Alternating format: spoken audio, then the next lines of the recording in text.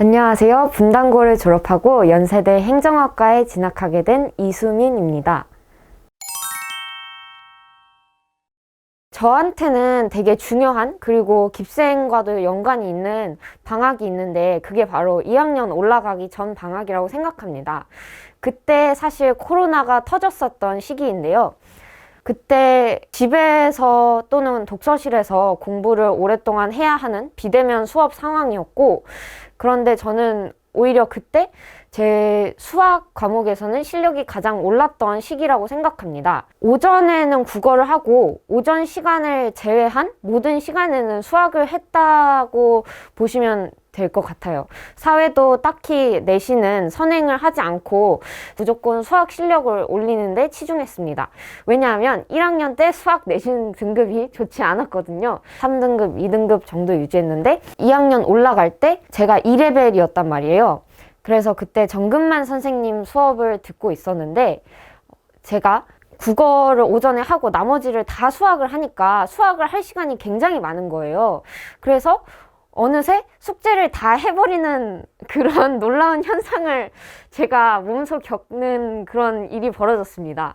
그래서 숙제를 다 하니까 이게 뭔가 1레벨 교재도 건드려 보고 싶은 욕심이 나서 따로 부탁을 드려서 1레벨 PMS 교재였나? 따로 받아서 혼자 풀고 그리고 또 질문이 생기면 질문도 드리고 했습니다. 또 저만의 비법이 있다면 포스트잇을 각 문제마다 모르는 점, 궁금한 질문할 점이 있으면 붙여서 그 질문이 정말 사소한 것일지라도 문제 하나하나 모두 제대로 풀이 방법을 제 것으로 만들고 넘어가려고 노력했습니다.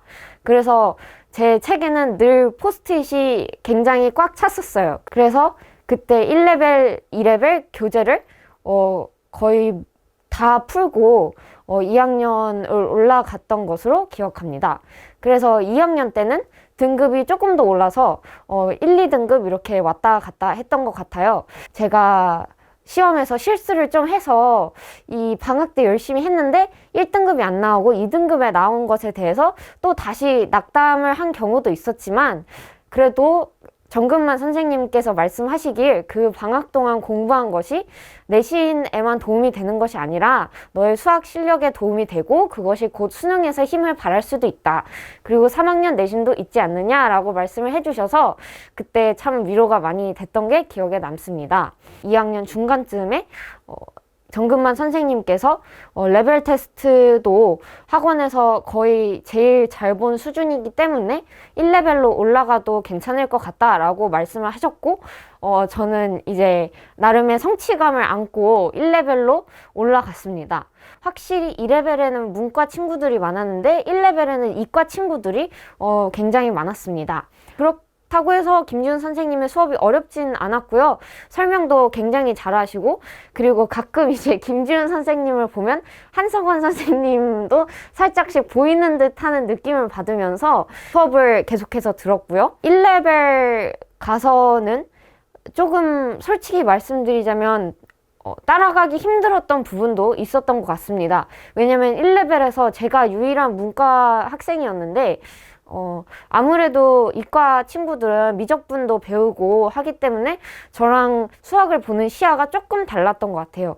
그렇지만 그럼에도 불구하고 2레벨로 내려가면 제가 그 난이도가 좀 맞지 않는다고 느껴질 수 있기 때문에 선생님들이 이제 질문 많이 받아주시고 그러셔서 제가 1레벨에 계속 있을 수 있었던 것 같습니다. 3학년 1학기 때는 확률과 통계를 홍상수 선생님과 함께 했습니다.